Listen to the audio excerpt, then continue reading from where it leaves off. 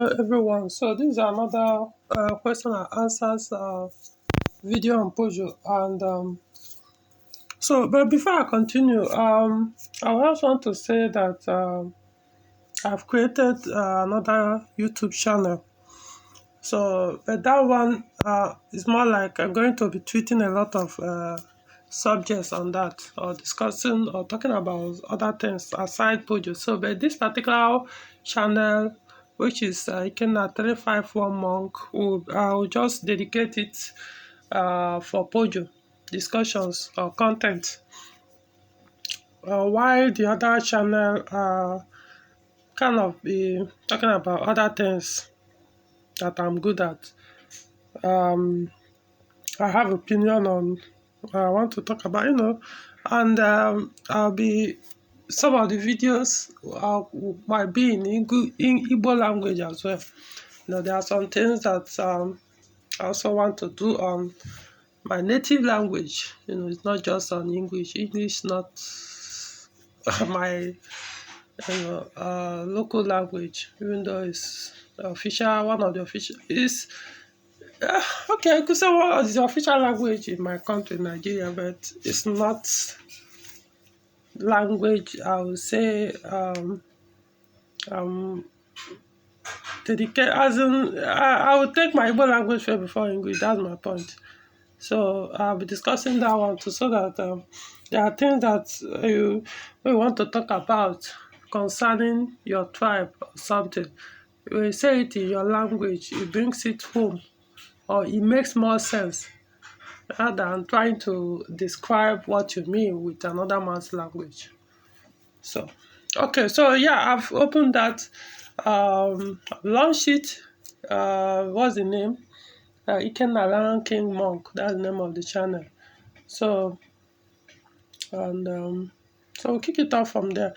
As for this one, once in a while, yeah, I'll still be doing Peugeot content here. Only that I will even the other one, yeah, I will also be mixing it with Peugeot, but it's not going to be dedicated for Peugeot channel anymore, or like this one, it's going to be mixed up.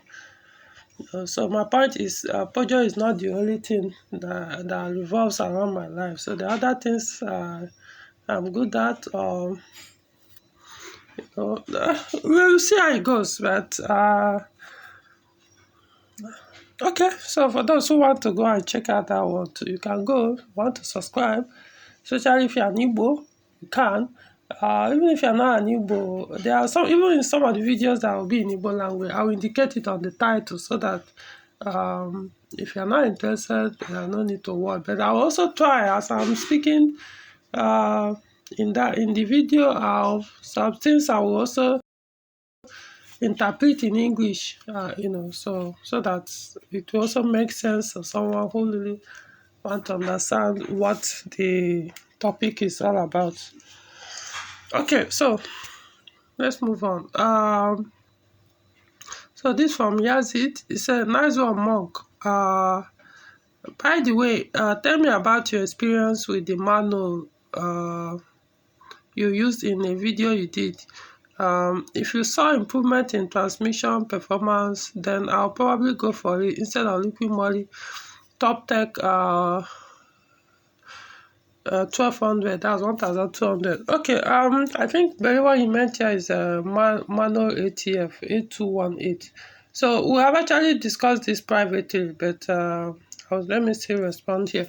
So the vehicle, I did that ATF change with the Mannol ATF 8218, which was 47 coupe.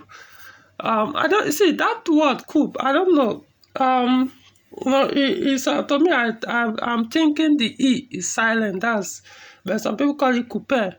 But I just believe it's silent. That E that ends with that word COUPE. So I'm using the coupe. Could be pronounced differently, but you put your own pronunciation. I'm not a French, so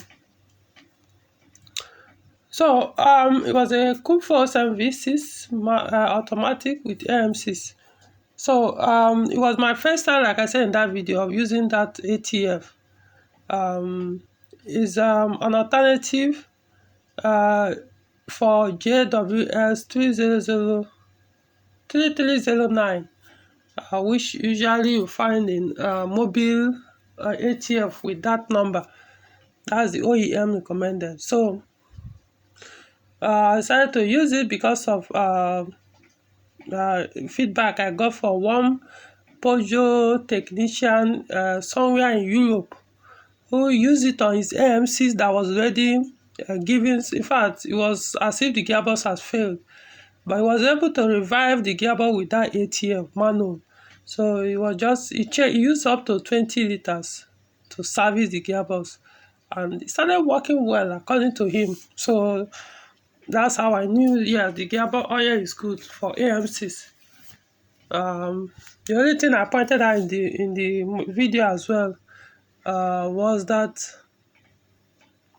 the oil is available in Nigeria, but considering how things are in Nigeria in terms of genuineness of products or parts, some of them in the market may not be the genuine one or so-called original.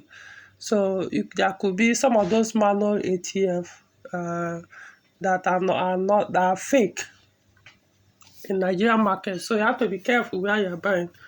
So I just hoped, I did my research and decided to order from somewhere. Yeah, it's still in Nigeria, but so I want to believe that wherever I ordered it from was genuine. I didn't just order anyhow. So I just hope, I just hope. So it wasn't my vehicle, like I will discuss with you privately. It wasn't my vehicle. I did it for someone. So the gearbox was already acting up as if it was kind of sleeping sometimes. Then doing all these jolts symptom.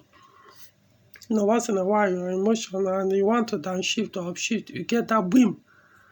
Now sometimes it will sleep. You know what it means?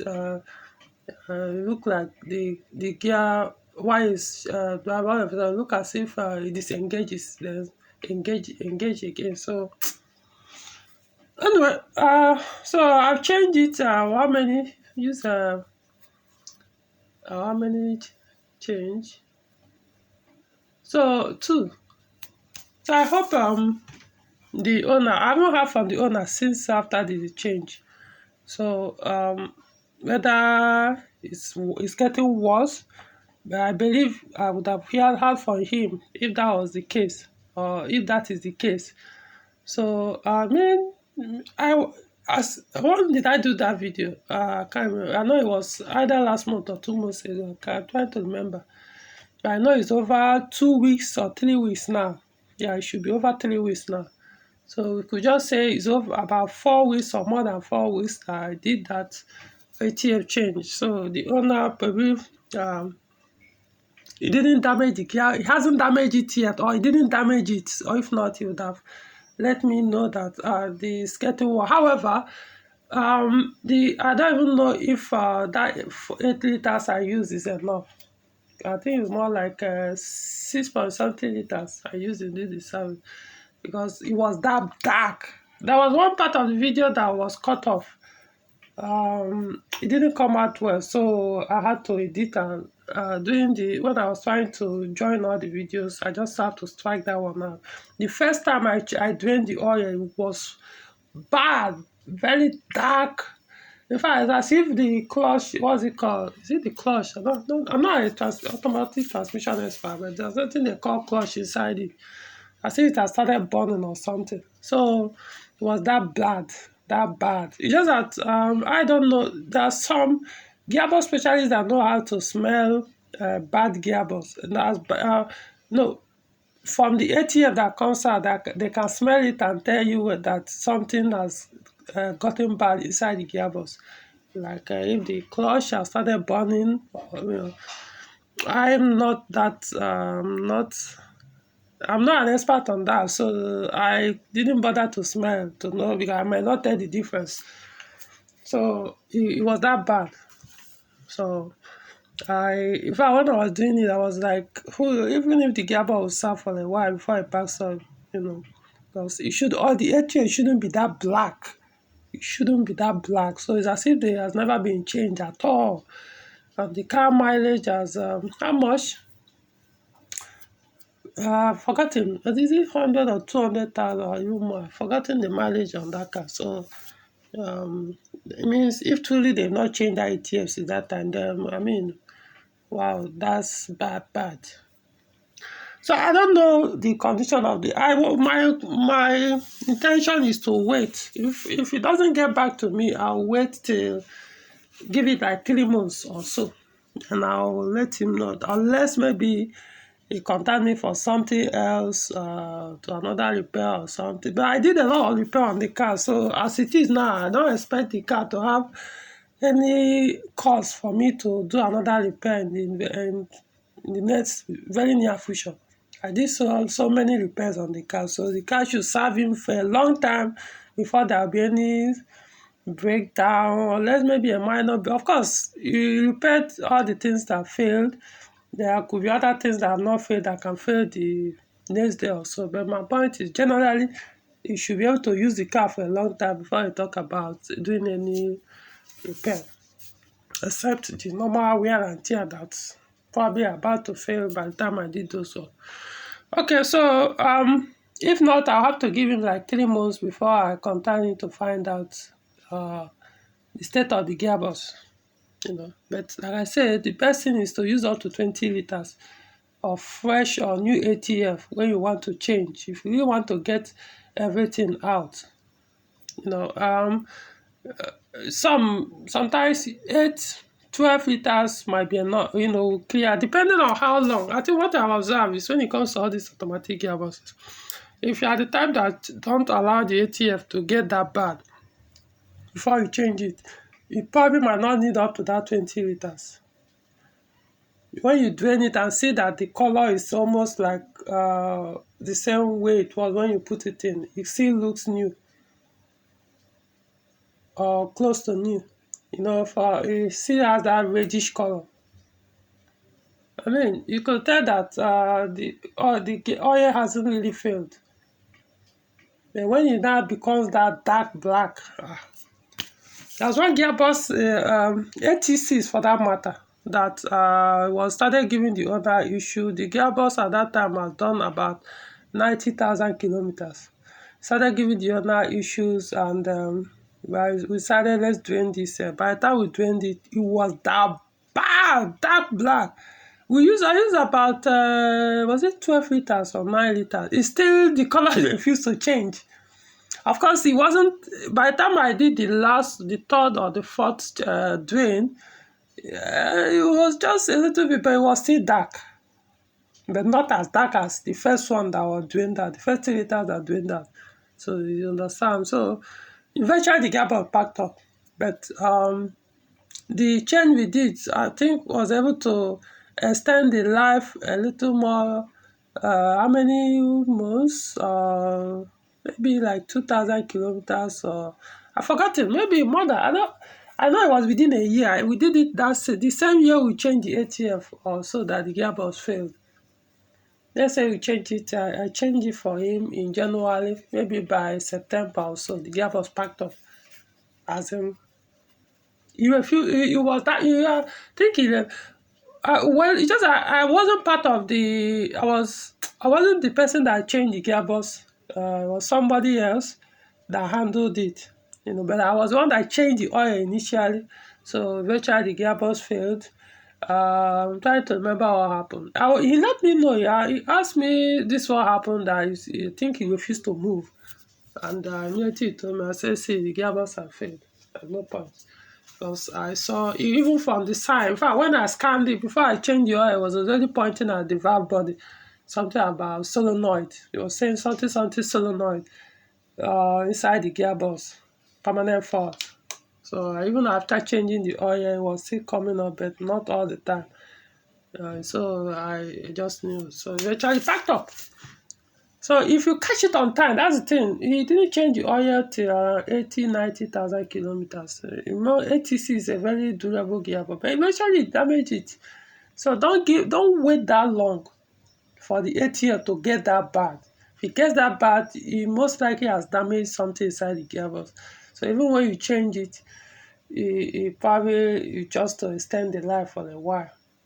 Or if you extend it for so long for the oil to get that black, what will now happen is you realize that it will take so much quantity of ATF to change to get the color of ATF that will now stay in the gearbox uh, after the last drain to look new.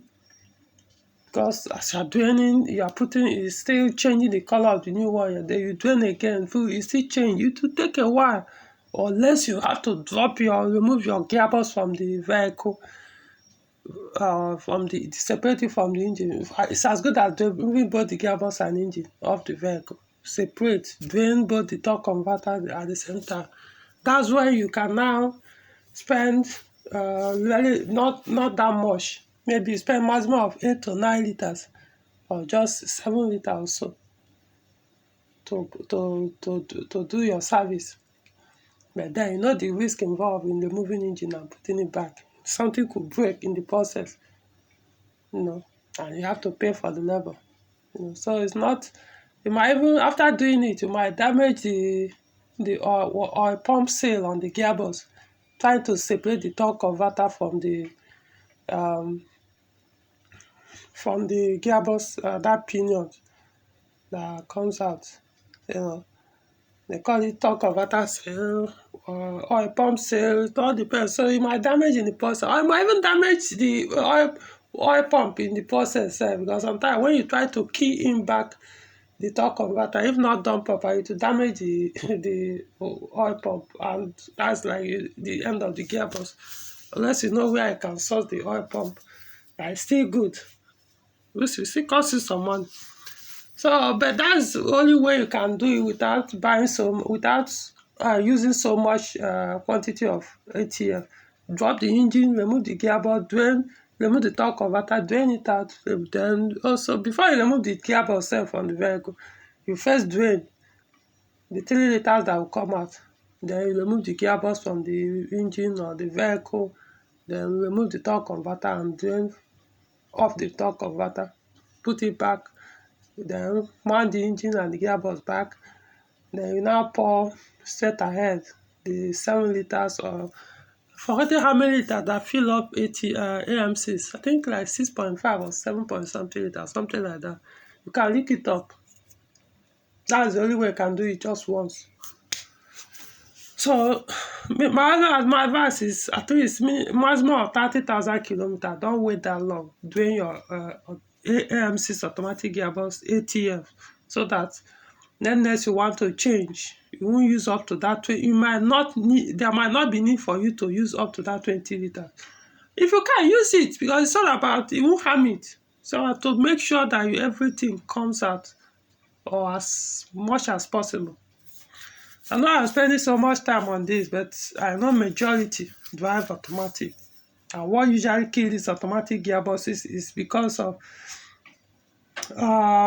not changing the ATF on time, or using the wrong ATF, or just natural deaths. But I know people that take care of their gearbox, it can actually last for them.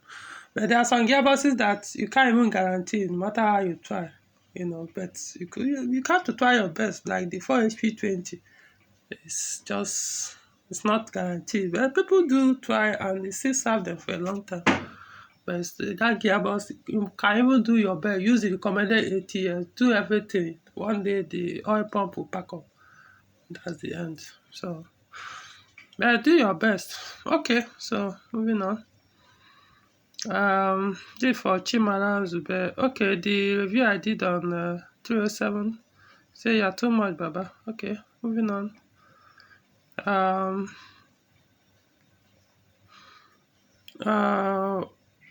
This from Icon Bags. Hold on. Say when I started learning how to drive, I was using my 307 and I always forgot to drop the handbrake. After a while, I realized the handbrake doesn't engage. I took it to several mechanics, but they have been unable to fix the handbrake. Can you suggest something to fix that? Depends on what failed. Um, I mean, you say you always forget to drop your handbrake. That's a very bad practice. How do you learn how to drive?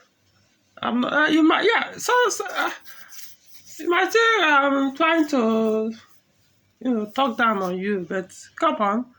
These are the first things you learn when you are learning how to drive. You draw the handbrake. You want to move first. You look at your instrument panel now. You see the light there. It's warning you. So you shouldn't. It's a habit you form. The people that don't even know, in fact, there are people that don't even use handbrake. So that in that case, you understand, because maybe the car they learned how to drive with, the handbrake was not working. So by the time they finish learning how to drive, they will even remember, even when they now have cars or don't want to drive car that the handbrake works, they will even remember to drive it because they're already used to driving without handbrake, which was what they learned to drive. But once you learn to drive, remember, this is the first thing. Look at your instrument panel. What is it showing you there? If there's a fault, okay, it has nothing to do with it won't affect, you can tell, look at the dashboard. Nothing Peugeot. They are warning you of something. But people just look at in a grade, take everything for granted. Look at your DC. You must see that warning of the handbrake there that is on. So why would you engage the vehicle to drive when your handbrake is still on?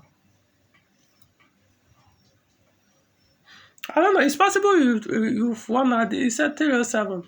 I'm trying to remember how the handbrake 307 is set up. Because I know, like, for 406, it has its own lining, different from the brake pad that controls the drum. So the lining is what controls the holding of the vehicle when you drop the handbrake, not the brake pad. But 407 is the brake pad itself that does both the braking of the holding of the vehicle, that stopping distance, and the handbrake work as well. So I think 307. I'm trying to remember. I think I remember what 307 rear brake disc and caliper looks like. So I think it's that same. Yeah, it's the same brake pad that does the work. I think so, unless I'm mistaken. So I don't know. Maybe it has affected your cable. It's possible, because if it's the 406 now with the lining that controls the brake pad, the handbrake, I would say go and remove the brake disc, the rear brake disc, change the brake lining, or adjust it. Maybe it's still there, but it has worn out since we are forcing it to move when there was a handbrake. So it has worn out the lining. Go and change the lining, remove the disc, change the lining, or adjust it to come up and start working again. In your case, it's either the cable or the caliper has failed. Maybe as we are doing that, it now broke one of with force. It broke one of the cable. I don't know. But that's the consequence of driving car reckless or recklessly. That's just it. What I'm doing here is warning to other people, not necessarily you. Now you learned it with experience. Experience has taught you. Other people too need to learn. Pay attention to your instrument panel. See what it's showing you. See the one it's giving you. Not tomorrow, people will say Peugeot is too problematic, it's too this thing. Yeah, you're not paying attention. Your car is telling you something, you ignore it. But I know this is 8 months ago. You probably must have fixed it. That's why I say it's not even you that I'm talking to, it's other people that are watching this.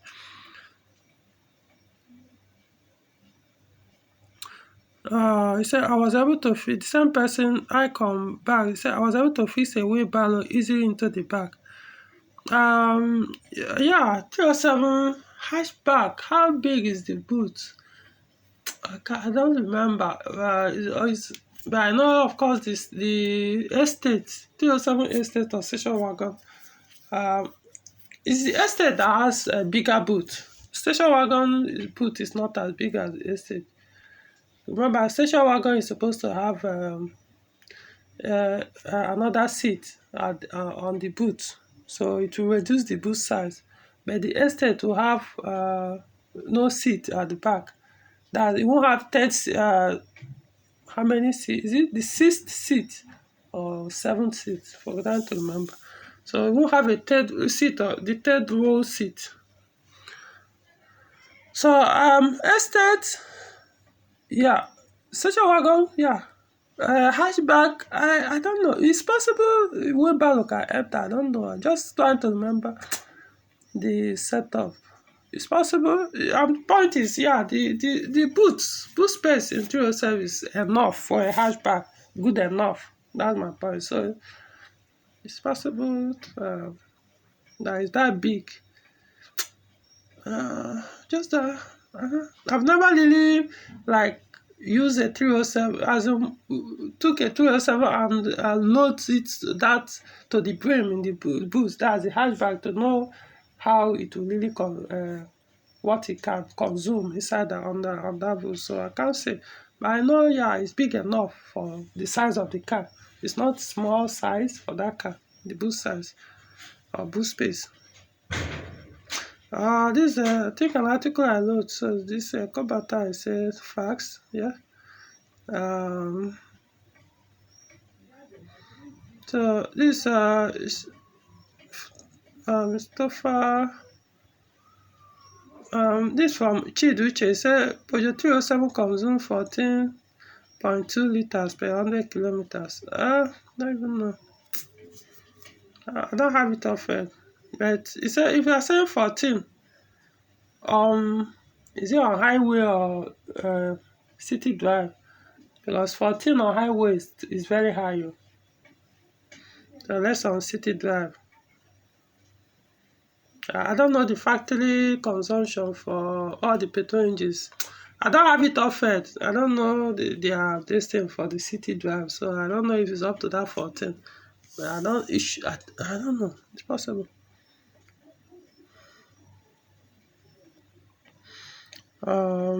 So this from Kawua Ibrahim Dalami. He said the radio of my 407 is not bringing out sound and is showing current.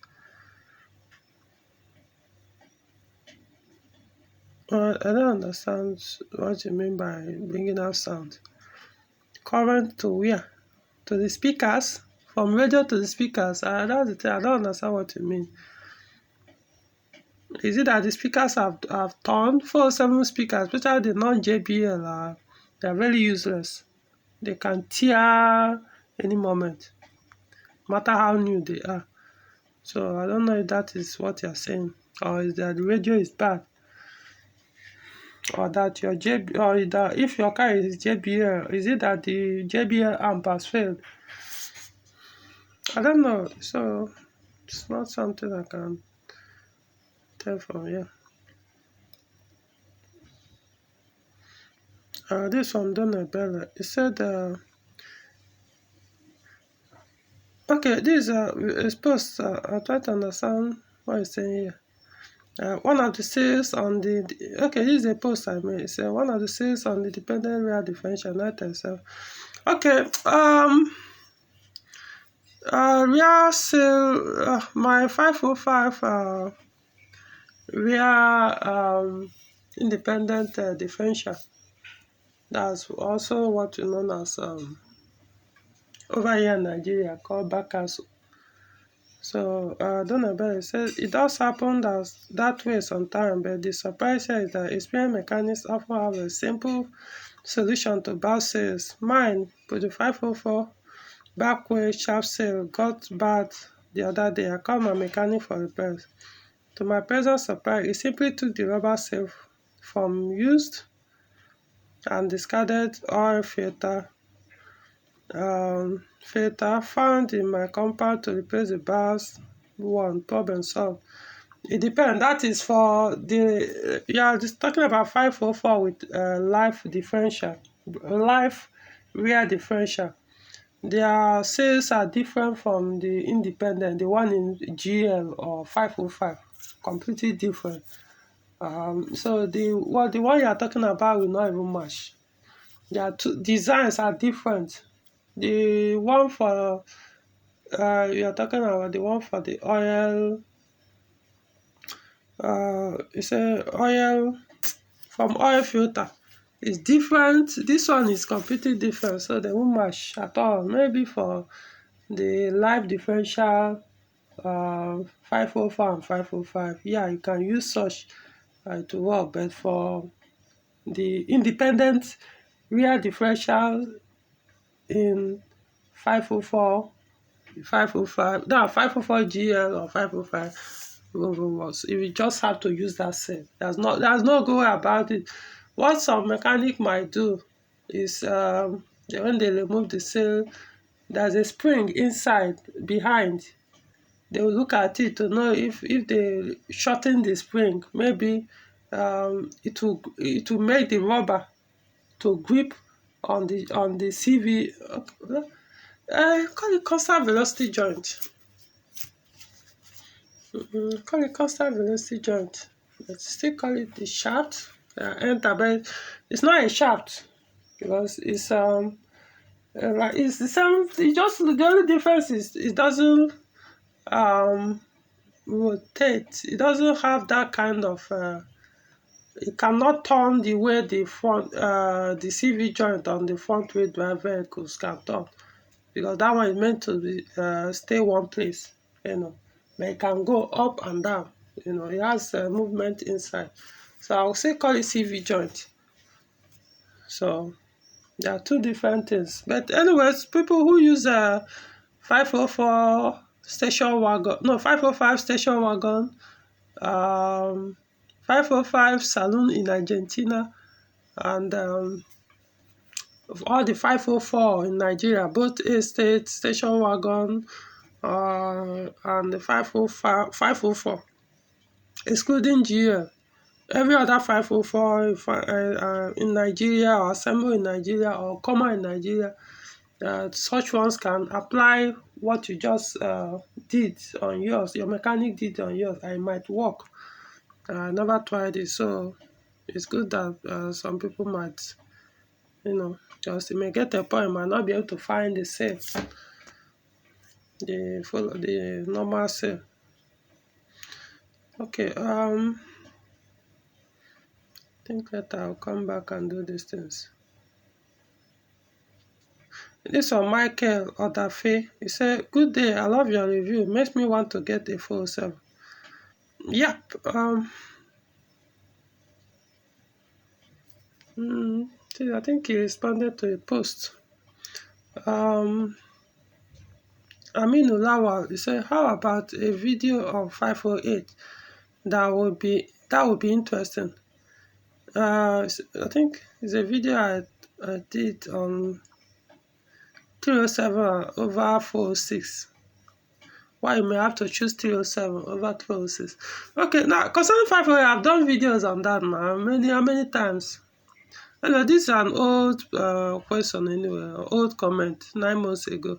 So I've done videos. Just go to, especially last year, 2 years ago, and this year, I've done so many videos of Peugeot 508 W2. Remember, W2 is the 508 model from 2010 to about late 2016 or early 2017 or something like that. That's what we call it, W2. So I've done many videos, both the body, the suspension, the engines, the transmission. There's nothing I've not done. So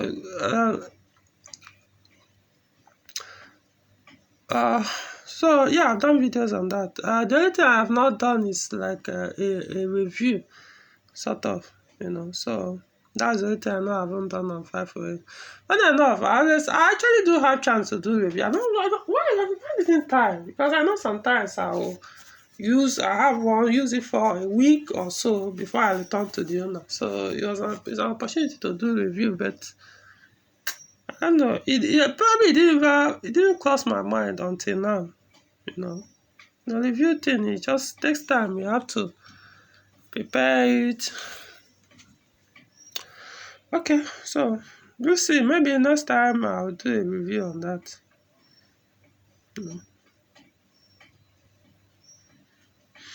Also, and again from Icon Bags, it said, I own a 307. It's my first car. So I don't really know how it compares in terms of experience with other cars, but I've enjoyed driving it. My issue is I know that the car isn't in optimal condition, but I can't get someone who can identify what the problem is and the recommendations for fixing it. If you were in Kaduna, I would have brought it to you for a test drive and recommendation for what needs to be done to make it better. Yeah, well, not in Kaduna. So, um,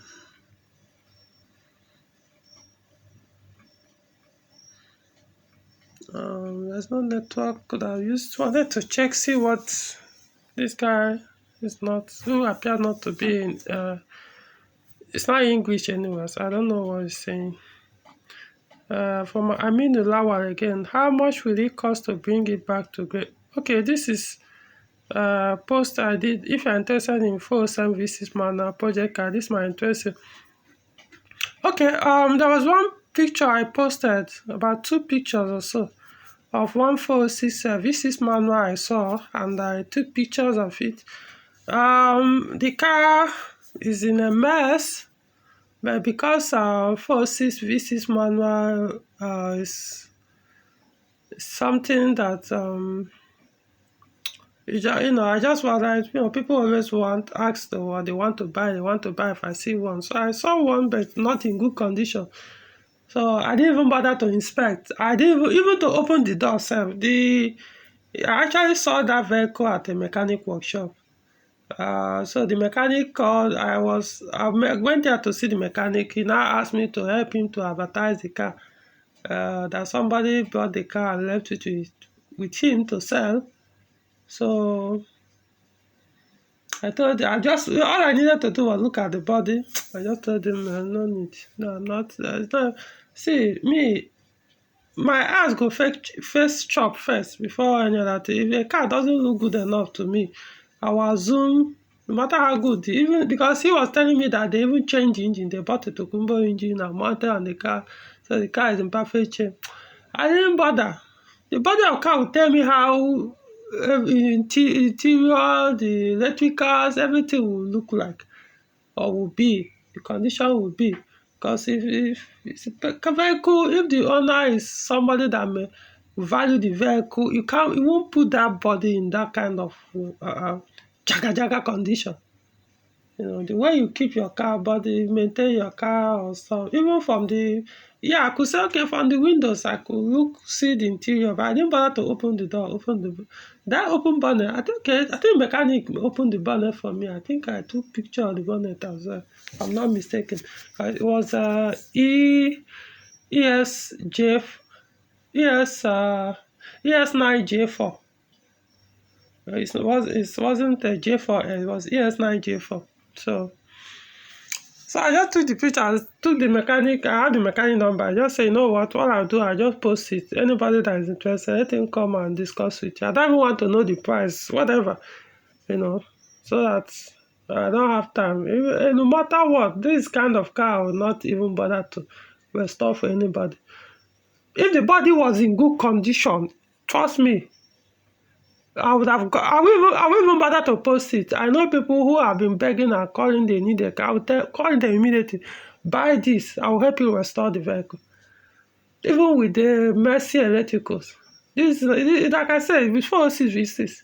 So it's a car that, especially V6 manual, it's a car that hardly comes by. And it's a sweet experience to own such vehicle. But that one, in that shit, where do you even start? It was a mess. So I don't know how much it costs to bring it back to, because even it doesn't matter. Say they change the engine. What are the electricals? Could be a mess. You have to park. Then the body. What's the point? I know some people don't care that I can drive anything as long as it has 4 tires and can move. Yeah, but they won't get. I won't even bother to get involved. No. It has to be clean enough to me. So I don't know the cost, and I don't care. So this from this Diamond Space say you need a Honda. I don't know who you are responding to. This other person, Zaharadin Dieno, was it inspected by you? For the post, I made sure the way I put it, I didn't inspect the car. I made it very clear there. So why are you still asking whether I inspected the vehicle? I made it clear there. If you are buying on your own, that I did not inspect the vehicle. Or I can't remember the exact words. People who like to ask some questions that sometimes. Okay, this one Prosper Joseph. He said, "Is this car still available?" Okay, this is a 407 coupe, manual, EW12J4 speed manual advertised. It was a very cheap car at that time, though it was converted from right-hand drive to left-hand drive. Very cheap car, Tokumbo. Very sweet car as well. So eventually I don't know who bought the car. That's one thing with Nigerians. The owner, I had an agreement with him. He sold the car, and I wish could be as a result of the adverts. I can't tell. I cannot confirm. But I remember I put his phone number on that advert. With the trust I had with the person. That when you know something, it's not like I just met the person for the first time. This is somebody I say I knew. So he called me and said, "Please help me advertise this vehicle that I imported and want to sell." So I went there, inspected the vehicle, made a video of it. Not even just, I made a video of the ad of that vehicle, of the advert. I made a video, showed everything live, this and that, started the engine. The only thing, I didn't drive the car because the fuel was almost at red on the fuel gauge. So I was like, what's the point? If my trying to drive it, start and move the vehicle, it will go off. Maybe as I'm driving it out, it means I will now be forced to leave the car there and go and see where I will buy fuel to put and drive it back. That kind of stress. Because I wouldn't know since he was showing where, it means he can go off anytime, and I wouldn't know when that red warning came up. It's possible he's almost about to finish. So that's why I didn't drive the car like on that video to show. So somebody eventually bought the car. The seller didn't even bother to contact. It was from some other place that I now realized the car was been sold. The Nigerians, when you trust people, well, that bridge has been broken. So yeah, the car, I don't know. For like I said, I found out from somewhere else that somebody went, most likely after from my adverts, the way I talk about the car and encourage people to buy it. I inspected the car, and basically nothing I could see there than nothing major needs to be fixed. And that so far, from what I could see, the conversion appears to be properly done, at least electrically to a large extent. So the person decided to cheat me, and anyway, like I said, that's humans. That's sometimes people will say you are too me, you are too this. It's the same thing. When you try, people will come to use you, and you bring your gas down, or say, let me just help this person, or with trust. Still, people will come and then once you do that, no more. Because it means any other person coming with such this thing is not going to get it. Because you can't let people keep cramming all over you, making putting you in that. They don't want to go into the details. So that's what happened with that vehicle. So others who are coming for me to help them advertise or sell their vehicles, sometimes when they come, they will see that my condition will be that tough, and they feel I'm not being rational. It's humans that made some people to get that hard, become very, very hard in terms of their policies or their policies. So this from Faith Adam say Peugeots are excellent. Share your experience. Okay, this is somebody that posted that talked about his Peugeot experience. Green light. It says, can't mechanics upgrade Peugeot timing pulleys to sprockets, then run the entire engine or timing chains rather than belts? Is it not possible? I don't know what you mean. Are you talking about upgrading or EW engine timing from the belt to chain? It's not possible. But if you are talking about, after EW, why didn't? Of course, now VTI or EPC engines were more like replacement on EW engine. So those engines are chain, not the belt. So I hope that makes sense. But if you are talking about the one that is already belt, I'll upgrade it to chain. It's not possible. The design is completely different. It won't work. That I know that I always say anything is possible. In this case, no. I mean, come on. you know that chain? You don't understand. Timing chain is meant or designed to run inside engine oil. So if you want to do it, it means you have to open. Don't even know how to say, because timing belt runs dry, especially for that EW engine. The pure tech engines have timing belts, but designed like timing chain engine. So it also run through oil. All those 1 or 3 cylinder engine you see in this newer Peugeot vehicles. Yeah, change belts, some of them belt, but then they run like design. Their sprockets are different. They are not like timing chain sprocket, but the design is just like engine with timing chain. So but ones that are run with dry timing belt, there's no way. How would you introduce oil to enter that chamber? Where do you get the cover that will cover that won't be able to leak oil that is covering the timing belt? It's pointless. It don't even make sense. If at all you can do such thing, the cost it will do to get a technical person that can be able to figure it out will be probably it's like doing a brand new engine as from scratch to redesign everything all together. On what for? With this their small power. There's no need for that. Same from Faith Adam, he said you couldn't have said it better. He said on most Peugeot engines, most Peugeot vehicles with THP engines. I don't remember what I said on that. Is a post. This person said he says you distribute this fuel pump.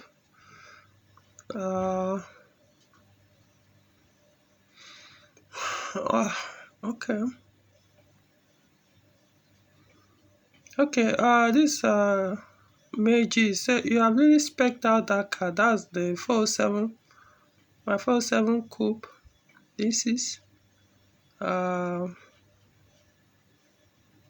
this I said always have a spare auxiliary belt kept in your car, your vehicle. Nedo Frank. He said totally agree.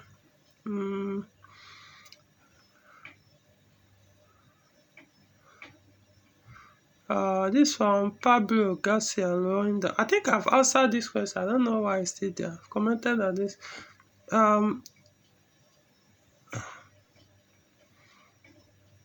He said, good advice. I learned for myself the hard way. Don't start the engine with AC on.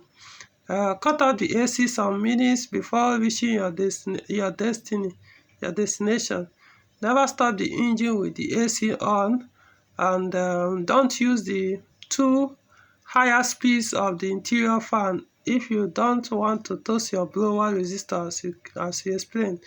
In my case, it's not the connector which fails, it's internal wells of the resistor. You can fix it with a thin welder, but these resistors are cheap. Then you put the part number. Okay, I think it was a video I did concerning how to avoid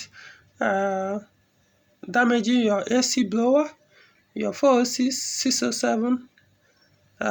So that's from Pablo Leonda. He said, don't start the engine with AC on. The thing is, it depends. It depends on which vehicle, like 607, 406, especially the D9. Even if you can start the engine. I don't do it, but I'm saying it's not a harm. If you start the engine with the AC button showing that it's on, it won't really affect it won't cause any damage to your engine, because what will happen is the engine will start, but the compressor won't come up after some seconds. It will start first, engine will run, circulate oil, then the compressor will not come up. So they did the design in such a way that it will allow oil to flow, circulate well, to be safe enough for the compressor to come up. Though me, I'm already used to, even when I switch on ignition and I realize that the AC button is on or is not on mode, instead I just switch off the compressor before I start the car. Sometimes I just start. It will start. It won't, like I say, it won't harm it. The only time sometimes, it's when the weather is very cold, like first time in the morning. No, I don't need AC. In fact, sometimes I drive for some kilometers. When I first start the car in the morning and I'm driving off, when the weather is still normal, cold, normal room temperature or something, I don't need to put on the AC. I don't wind the windows down. I just put on the blower, drive off. Maybe less than a kilometer or more. Sometimes I will keep driving till I get to my destination, maybe 10 kilometers or 20 kilometers. Like I said, it all depends on the ambient temperature. If the weather is cold outside, I'm inside the vehicle, I put on the blower. It will serve the purpose. But it's still bringing in this same cold air. It may not be as cold as the one outside since the blower is running, but still good enough. So why put on the AC? So that's the thing. When the weather is that very, very cold, if I'm starting the vehicle, I'll just switch off the AC. I don't think I need the compressor to come up a few seconds later when the oil is still thick and all that. But once the engine is warmed up, I switch off the car, maybe something, and the AC is still on. Yeah, I can start the car. There's no point. You start, no issue, no harm. Then after a few seconds, I can't say maybe less than 5 or about 5 seconds or less, the compressor will come up on its own. So switching off AC engine with switching off engine with AC off is also a good habit. It's a good habit. Once you get to a destination, you park, maybe put it on, before you switch off the ignition, make it a habit, just switch off the compressor.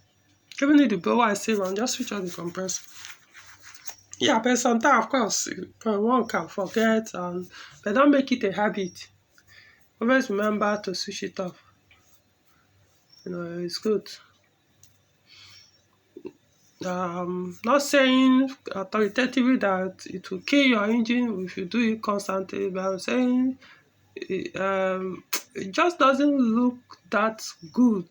We switch it off with all those things running, but it might not really affect it. I don't know, but I'm just saying, for me, it's already happy. Once I get to my destination, the first thing I do when I pull the handbrake, leave the car on neutral or park it automatic, next thing is the AC compressor.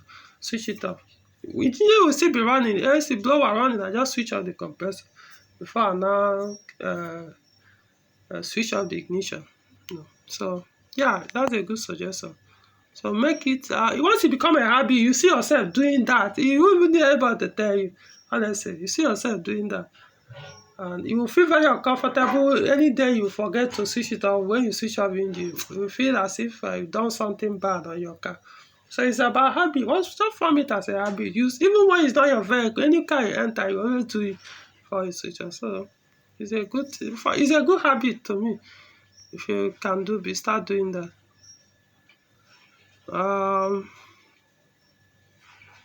I don't understand what this person said here. So I need 505 fences for sale to buy in Ghana. I don't know what you mean. John Vahomelin, thank you kindly for this video. It was helpful. Okay.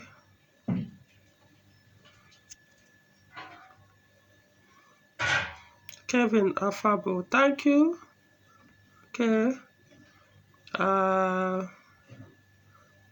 It's a good storytelling. I can't remember. Is a post.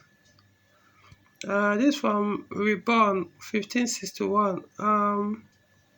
So what the fuck is you saying?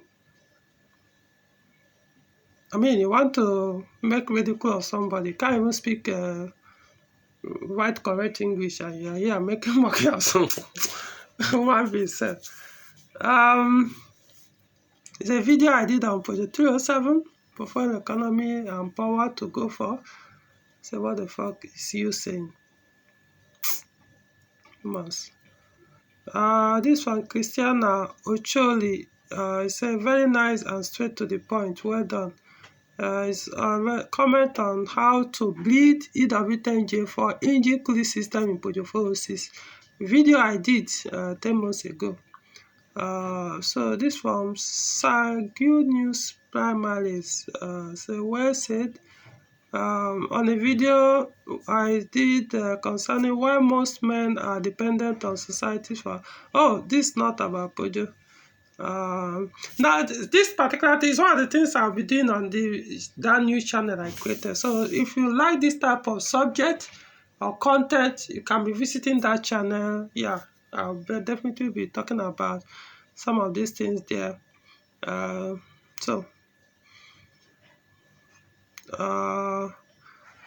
Okay, some of these things are not Peugeot related.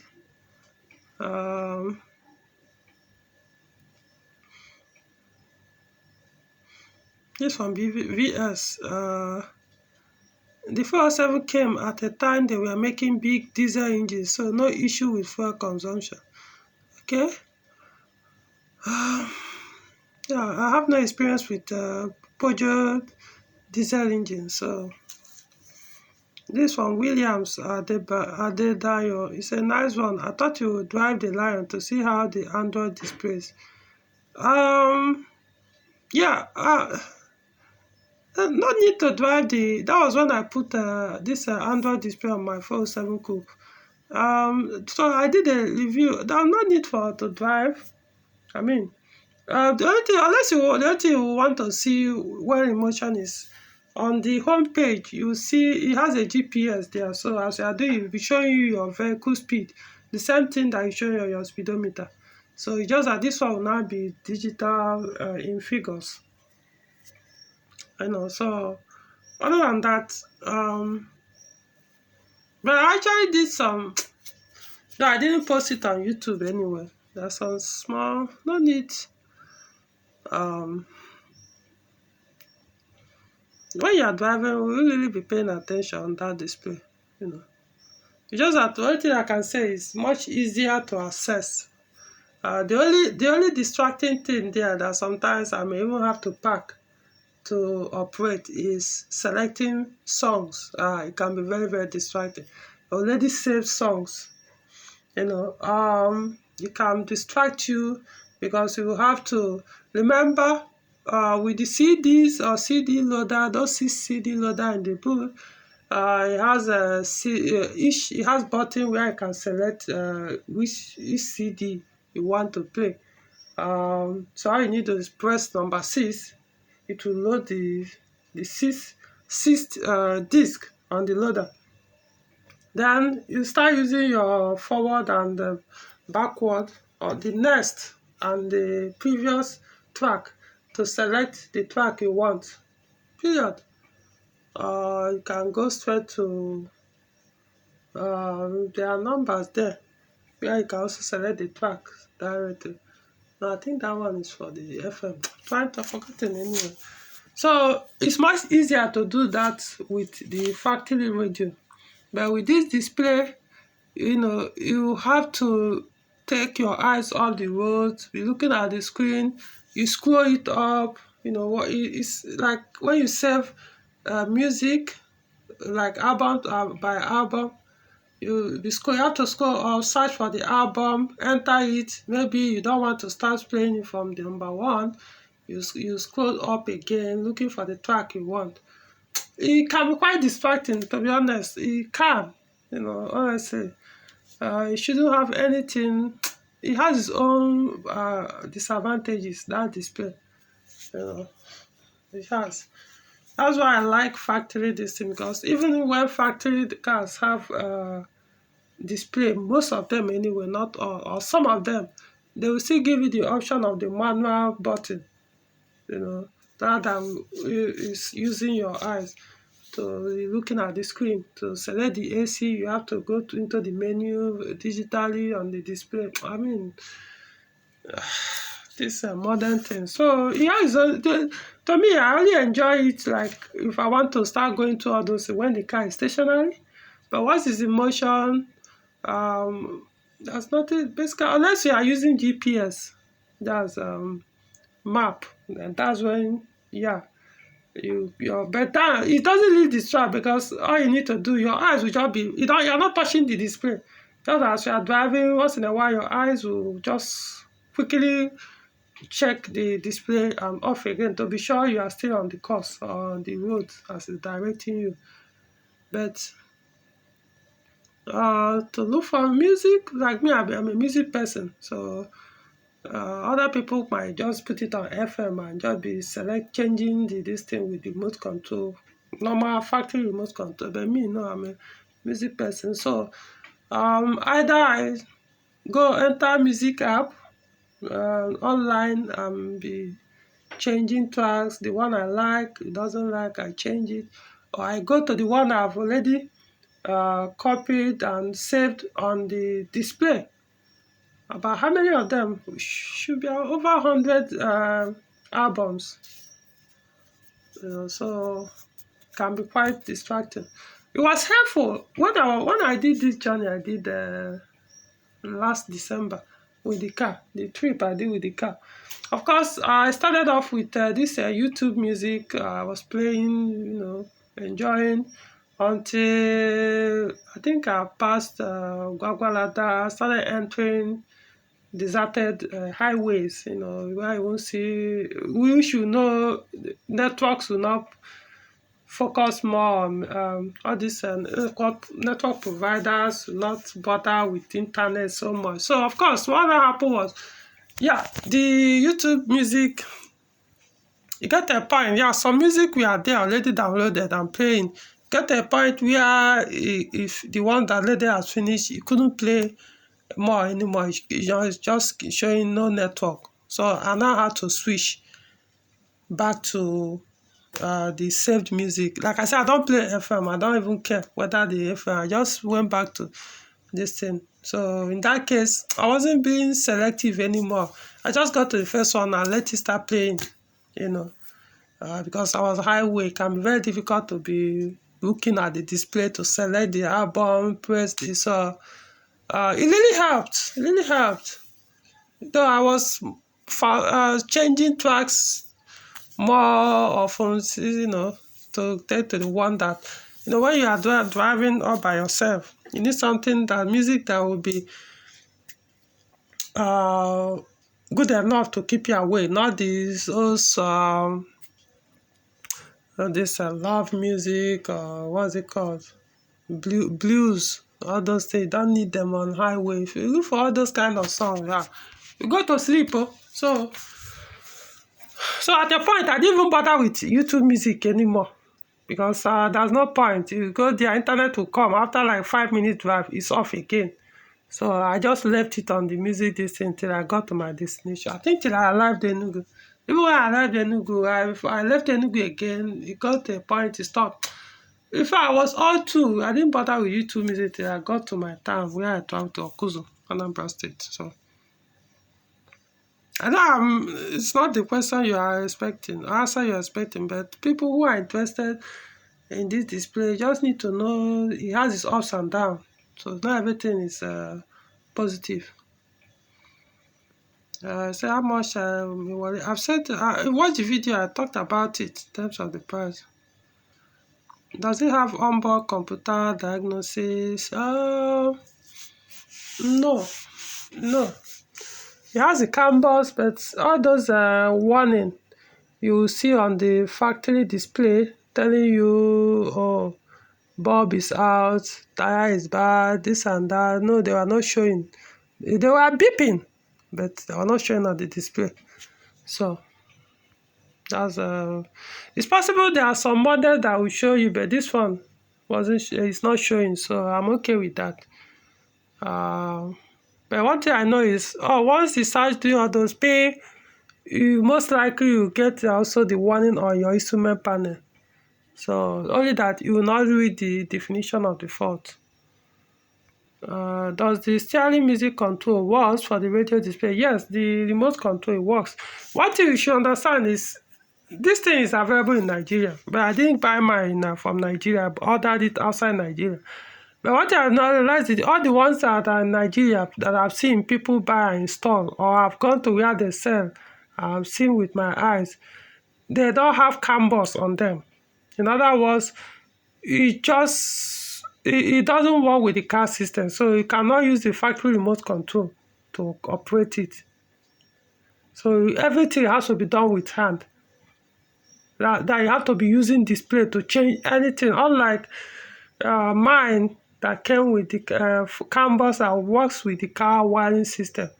So I just operate the remote control behind the steering wheel, the normal way you operate the factory radio. Yeah, like you can see the AC control on the display. There are so many things, So there are some, like I said, if you are buying, find out if it doesn't have that canvas device. Don't waste your money unless you are okay with that. But don't expect that it will work with your car remote control. It will not.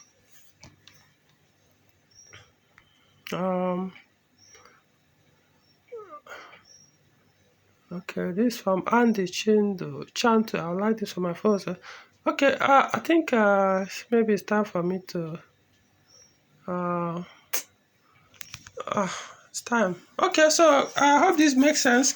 So I'm making out time to come. If I have anything on the Peugeot, I'll do. Once in a while, I'll come also and respond to some of these comments. And even though they are already old comments, 10 months ago, I will still respond to them. And so if you have any question, you want me to respond to comment, you want me to respond to acknowledge or something, post it on any of my YouTube videos on this channel or post on this channel, then I will make out time and go to them. If you want to contact me privately, want to have a private consultation maybe, or you need an urgent response or something, my phone number, my email, the number you see there is only for WhatsApp chat and Telegram chat. Please, no phone call. Don't call. Even on WhatsApp, don't call. I will not pick.